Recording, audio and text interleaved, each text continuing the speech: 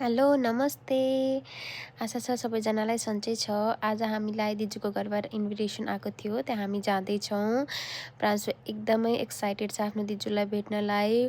हेर्नु त उसलाई उसले आफूलाई र दिजूलाई भनेर सानो सानो चक्लेटहरू पनि लिएर गएको छ। उहाँ हामीलाई यसरी पुडी तरकारी खिर बनाएर राखिसक्नु भएको थियो। त्यो खाइसकेपछि हामीले साँझको मोमोको तयारी गर्दैछौँ। यहाँ मोमोको किमा पारिसकेपछि सबै भेजिटेबलहरूलाई यसरी चप गरेर एउटा भाँडोमा राख्यौँ। त्यसमा हामीले नुन, थोरै जिरा र धनियाँको पाउडर, चिकन ब्रोथ, अदुवा लसुनको पेस्ट, त्यसपछि यो मोमो मसाला हाल्यौँ। त्यसपछि त्यसमा बटरलाई तातो गराएर यसरी राख्यौँ एक जुसी बनाउनको लागि। हेर्नु हामी सबैजनाले यसरी मिलेर रमाइलो तरिकाले मोमो बनाउँदैछौँ। यता केटाकेटीहरूको बच्चा पार्टी यता डान्स गर्दै रमाइलो गरिरहेको छ। उनीहरू आफ्नै दुनियाँमा खुसी छन्, एकदम रमाइलो गरिरहेका छन् उनीहरू। र यता टमाटरको अचारको तयारी हुँदैछ।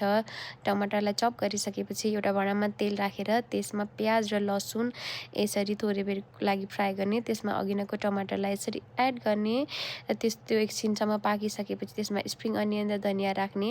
र अर्कोतिर एउटा भाँडोमा तिल र पिनट्सलाई थोरै रोस्ट गरेर त्यही अघिको टमाटरको अचारमा राखेर यसरी ग्राइन्ड गर्ने। यता टमाटरको अचार रेडी भइसकेको छ। त्यसमा हामीले नुन, खुर्सानी आफ्नो स्वादअनुसार राखिसकेपछि कागती पनि राख्छौँ।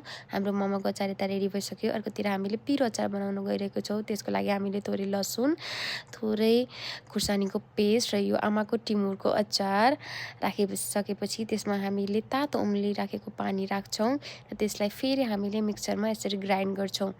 हाम्रो पिरो अचार रेडी भइसक्यो र यता किमाको तयारी हुँदैछ। किमालाई हामीले यसरी मोमो ऱ्याप गरिसकेपछि यतातिर पानी हामीले अघि नै उमाल्नुको लागि छोडिसकेको थियौँ। त्यसमा हामीले सबै मोमोलाई यसरी राख्छौँ। 5 मिनटपछि हामीले तलको मोमो माथि गराइसकेपछि हाम्रो मोमो यसरी रेडी भइसक्यो। हेर्नु कति मिठो देखिरहेको छ। प्रान्सलाई पनि मोमो एकदम मनपर्छ। उसले आफ्नो दिजूसँग बसेर यसरी मोमो इन्जोय गर्दैछ।